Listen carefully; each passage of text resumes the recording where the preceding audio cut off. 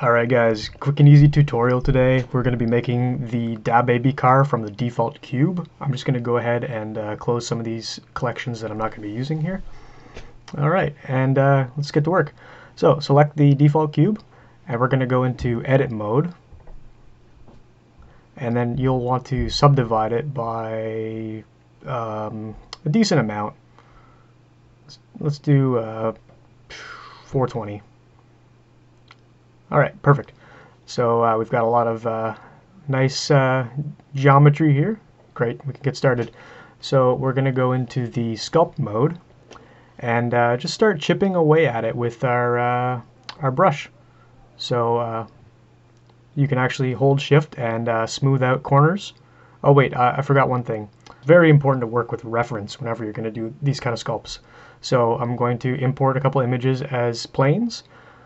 Just that I downloaded on the internet, just of DaBaby and like some cars. So here we go. You can get these all lined up here for us. Easier to work with. Perfect. We got that handsome man right there.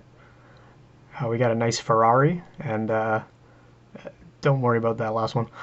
Okay, so back to the sculpt. So we're going to go to sculpt mode, and then we're just going to start just softening these edges here, taking a little bit of the form down, and another important tool is to work with the symmetry on whenever you're doing a hard surface model like this. It just makes it a lot easier for you to get everything done in a short amount of time. Everything's symmetrical, it's beautiful. So we're just going to keep working away at this. We're going to keep working away at the silhouette here. So we're using a reference, nice round shapes, some nice spots for the wheel wells. And then we're just going to scroll down and press the dababy button right here. So go ahead, press that, and apply it. Perfect. All right, look at that. What do you know? Beautiful. All right, guys, that's going to be it for today. Take it easy. Yeah.